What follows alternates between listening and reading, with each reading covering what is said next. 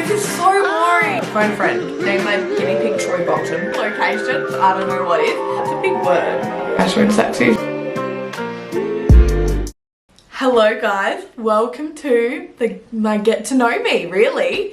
Get to know Lily Hawks from LHF. I thought I probably should do this because honestly, I have no idea how to vlog.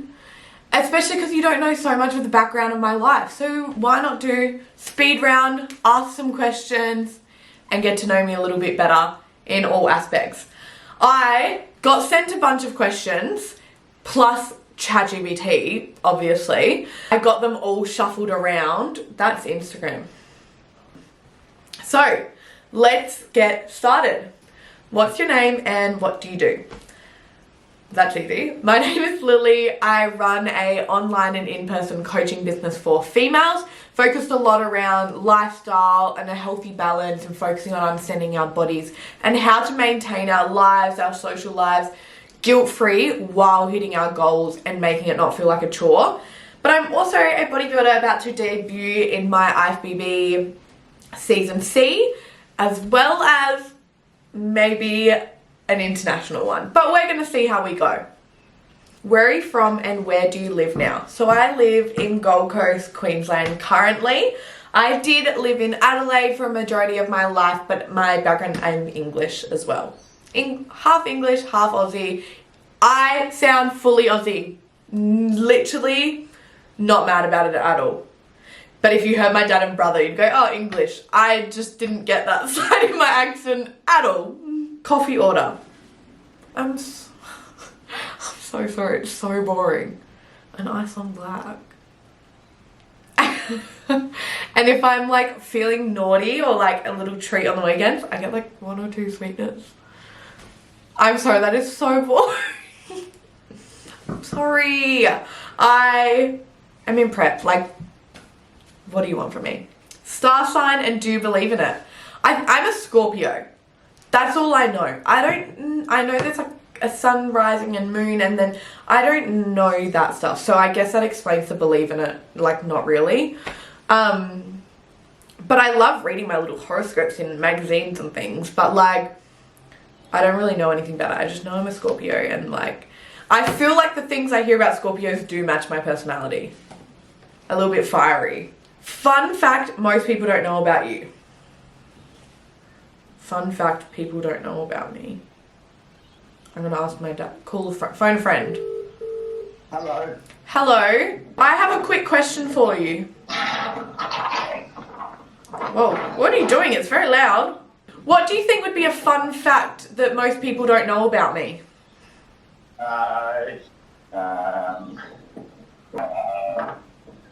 There's nothing really, hey? People would know you're English. Yep, people know I'm English. Do people know you have a imaginary friend called Girl? Probably not, no. Is that a fun fact though? I think it's quite fun because it shows your lack of imagination. Lack of imagination. Love that. Dad said that I'm English. We've already established that. My family's very proud of where we're from. And that when I was younger, I had an imaginary friend and I called it Girl. I don't know. I just clearly didn't have an imagination then, but I say that I was saving it. I have an imagination and a lot of creativity now, especially if you're a client of mine, you know. But clearly I didn't then, because I also had a big yellow duck, Teddy, that was called Ducky. I had a brown bear, that was Teddy. Like, I wasn't necessarily the best. I think the only name I ever came up with that wasn't completely stupid and is still so stupid was I named my guinea pig Troy Bolton. What's always in your gym bag? Always, always, always have a perfume, paw, lifting straps, and my Slim Tum. Always. AirPods? No. I always forget my AirPods. Gym towel? Always forget that and I have to buy a new one. But those are the go-tos. They're always in there. They're staples. Go-to weekend activity when you're not training. I don't know. Go to the gym. No, I love beach walks. I love little coffee dates. I don't know. I feel like all kind of goes in with my lifestyle anyways. I just love slowing it down. I love a bit of cheeky shopping. I'm not gonna lie. But I love, yes, little beach walk is probably my ideal. And like if I wasn't in prep, like a lunch date. A lunch date, yeah. Cute little cafe or something, yeah. That would be it if I wasn't in prep. What made you want to compete in bodybuilding? I have probably considered bodybuilding for 10 plus years. I was a national champion cheerleader, won a bid to go to Worlds, and I always loved watching bodybuilders. I knew a lot of bodybuilders. I would go to the shows. But I knew I was not in the headspace for it. I had suffered with a lot of, or struggled a lot with an ED. And I knew I could not commit to something like that until I had become healthy in more ways than just how I look, but how I feel, how I think, how I look at food. So I always wanted to do it just from watching everyone. I love the discipline, I love the drive, and I love just feeling like I just love loving something that much that you want to do that. And I just found it so inspiring watching everyone, and that even though they were suffering, they weren't because they loved it. So I just fell in love with it instantly, but I did have to wait. What's the hardest part of prep that no one talks about? For me, it's actually other people. Like, you know about the food, you know you've got to rest, you've got to get your steps, and it's a very selfish sport. You know that, you understand that. What I struggled with the most was how other people don't understand that. I think going home for Christmas and people that aren't in this industry just really don't understand that you cannot go off plan, and you're choosing to do this, you're choosing to eat this way, and it's okay. And I kind of knew, people won't get it, but whatever. But it honestly took a little bit more of a toll on me. Like, I can accept the social events. Like, I can go to events and be of my meals because I've chosen to do this. I've chosen this lifestyle at the end of the day. It's no one else's fault. But yeah, I think it's the little comments you hear from people who just really don't get it. And it's a little bit of a shame. How do you mentally handle the extremes of prep? I don't know if I'm like experienced enough to necessarily talk on this. For me, the extremes of prep, I just need rest. Rest, whether I'm watching a movie, having a sleep, going, I don't know. But that's how I have to handle it. Really? They're gonna work on stuff outside now.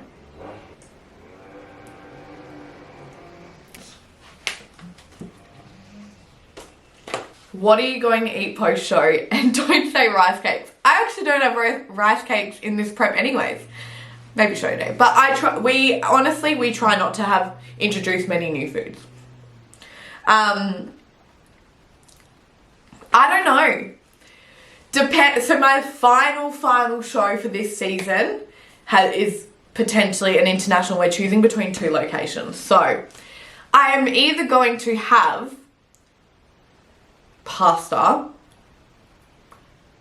or crumble cookie. If those 2 don't give away locations, I don't know what is. But I think after my Adelaide show,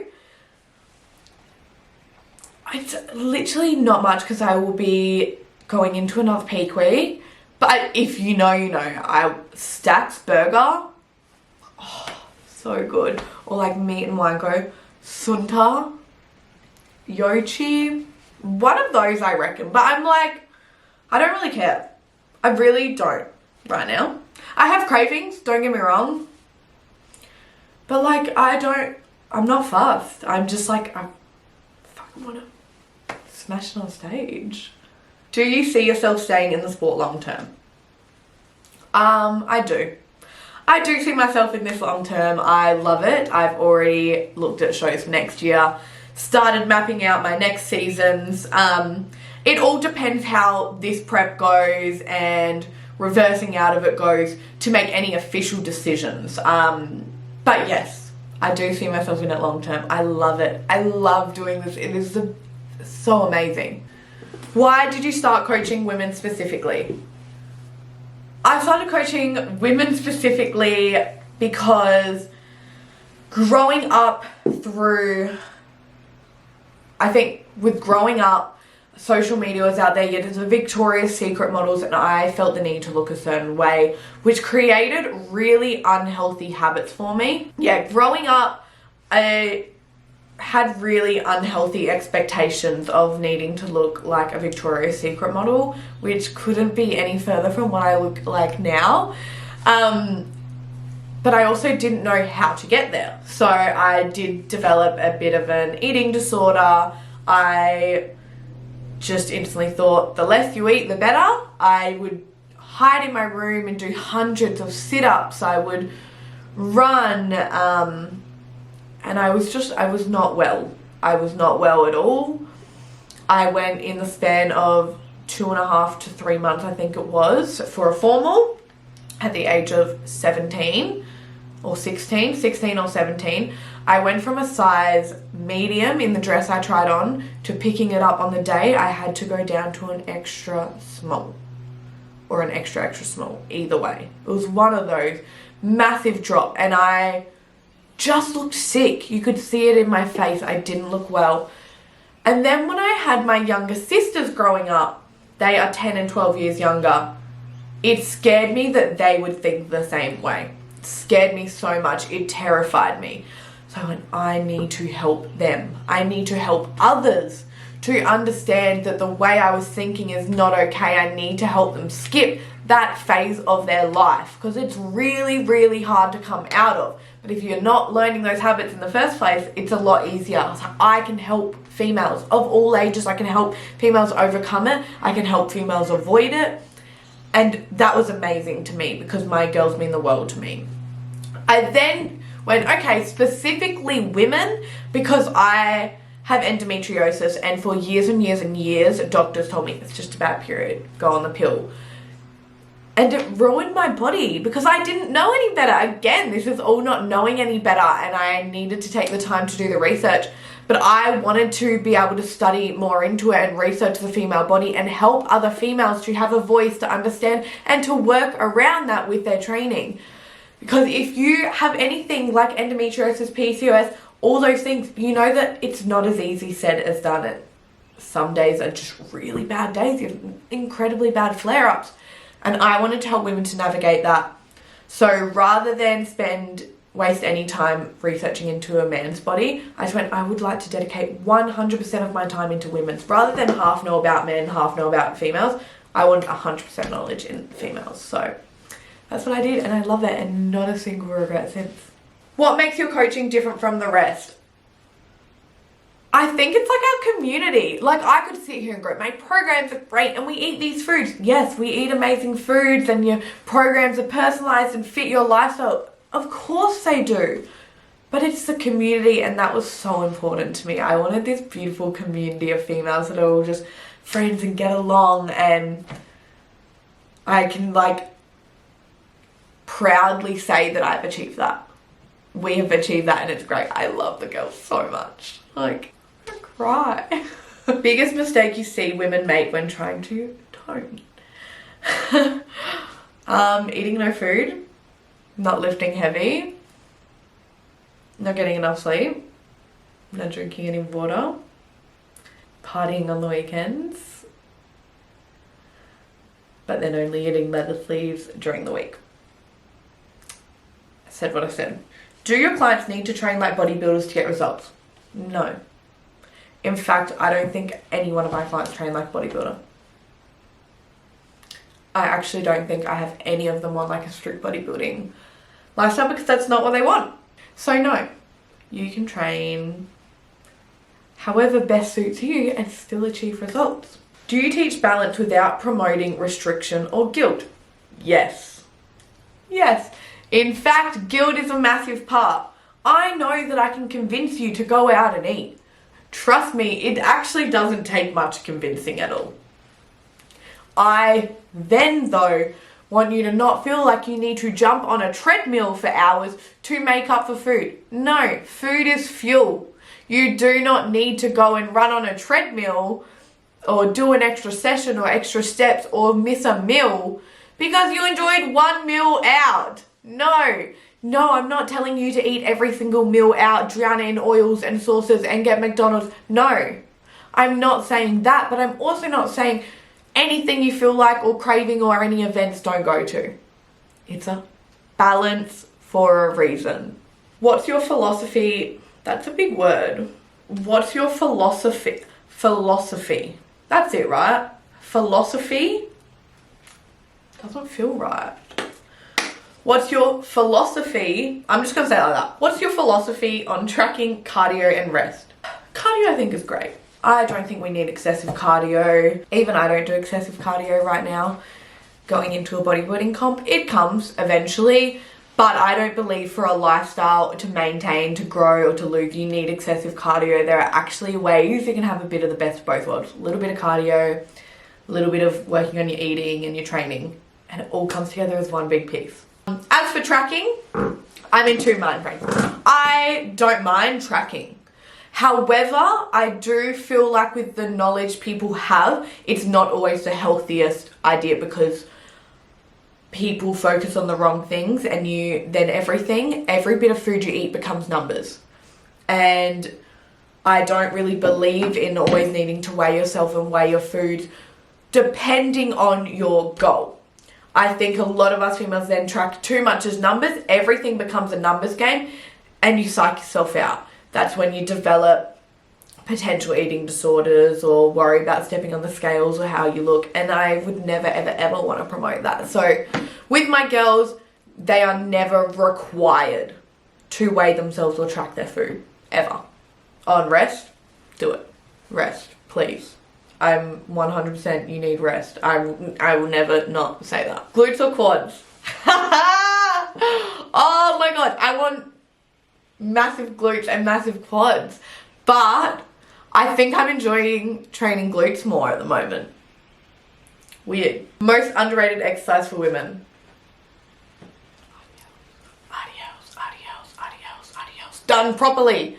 RDLs done properly. I'm not even going to explain. That's just it. How do you stay motivated when you don't feel like training? I don't. I think, like, out of the 5 training sessions a week, I think I feel motivated for like 1. It's discipline. It's not as easy. So no, I'm not motivated. I'm motivated towards the end goal. That definitely does help. But it's discipline. I wake up and don't want to train. I wake up sore. I wake up and want a cake over chicken and rice. I, finish my session and think I could skip cardio or, I do as well. I have my end goal and I do like to reflect on that a lot and I like to reflect on how far I've come. But otherwise it is a lot of discipline. Honestly, I don't wake up feeling motivated every day. Thoughts on training like a girl, in quotation marks. I don't know exactly what that means. What do you mean? Training like a girl? Like training like a boss ass bitch? I don't know. Training heavy? What is training like a girl? I'm a girl and I know how I train. And I think it's pretty good. So, thoughts on training like a girl? If it's anything like how I train, fucking great. You're a boss. I don't know if you're meant to swear on YouTube. Guess I do. If you could only do one movement forever, what would it be? It changes. At the moment, I'm liking dumbbell RDLs. I never, ever thought I would say this. And split squats. I know.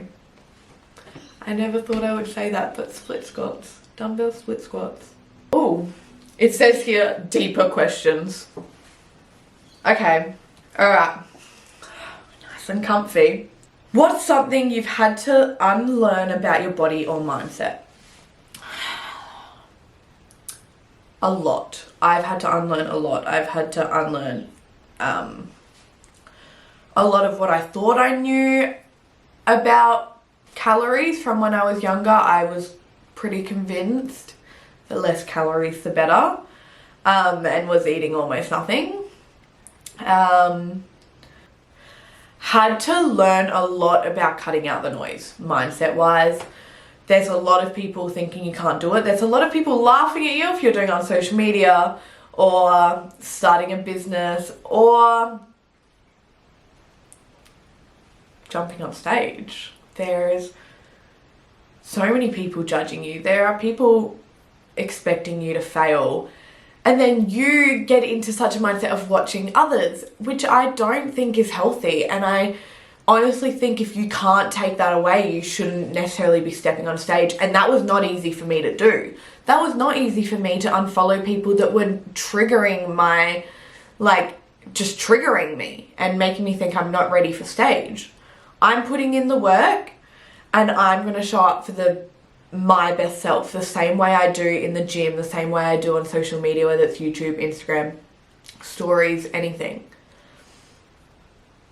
So it was literally cutting out the noise. That was something that was really, really hard to unlearn, and I work at it every single day. And I don't know what situation anyone is in, but I definitely think you could benefit from it. Oh, what would you tell your younger self starting this journey? This is really sweet. You did it. You said that one day you would like to help one female, and you can die happy. You can die happy 1,000,000 times over, little Lily. You can die happy 1,000,000 times over, and it is the best feeling in the world, and you're not gonna stop there. And just don't listen to all those people saying you can't do it. I know you feel like you're not making it anywhere and you have no plans for life, but you did it. All before even your mid-20s. What keeps you grounded when life gets overwhelming? My girls, my sisters, my sisters. It does not matter. Does not matter how lean I am, how heavy I lift. It does not matter how many followers I have. It does not matter if I have the nicest clothes. It does not matter if my makeup is good. It does not matter if it is bad. It does not matter if I made $1 million that week or $1 that week. They will keep me grounded. They love to just say it as it is. They will remind you you're not God's gift to this world in the sweetest way possible. But in all honesty, I think being around them and knowing I'm not this big coach, I'm not this competitor, I'm not a social media person, I'm Lily, I'm their big sister that they look up to. And at the end of the day, if I'm putting out work that I would not want them to see, I'm not doing it right. And I think they're just all I need in life. Honestly, take everything away from me, and if I have my girls, I'm happy. Love you, Asher and Saxy, if you're ever watching this, but I hope not, because I did swear. Just said I shouldn't put content out. They've heard it. What does confidence mean to you now versus when you started?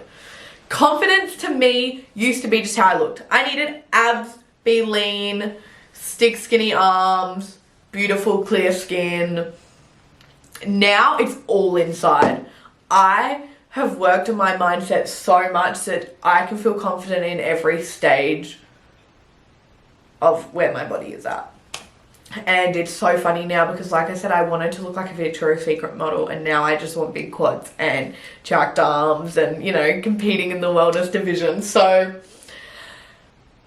it sounds so cliche, but it's all on the inside. Confidence to me means more to me being confident inside in who I am. Being confident in who I am, if someone wants to shut me down, being able to stand there and go, no, I know what I'm doing, I'm proud of what I'm doing, and I'm gonna make it. That means more to me, way more than how I look. Way more. No one is going to care if I win a pro card. No one is going to stand around and say, oh, that's Lily, she got that pro card. It's going to be, that's Lily, she's lovely, or that's Lily, she's a bitch. Realistically. And I think being confident that I'm a good person, I'm successful, I want to help, and I work hard means more to me than how I look any day of the week. Anyways, guys, thank you so much for watching my Get to Know Me. I hope you know me a little bit better. Those questions are way different than I thought they were going to be. I thought it was going to be like, how old are you? How many siblings do you have? What school did you go to? I don't know. I don't know what I was thinking. But either way, that was really nice. I hope you've gotten to know me a little bit better. And now we can go into some little fun vlogs. I plan on sharing everything about prep. The tantrums, the times I am crying on the floor wishing I could eat, the times I'm too tired to go and train, the times my body is aching so bad, but also all the good moments too. So I plan on sharing it all, and I can't wait to share it with you. Just all the ups and downs of prep. But have a beautiful day, guys. I love you. Oh, thanks for watching. I don't know how to end these.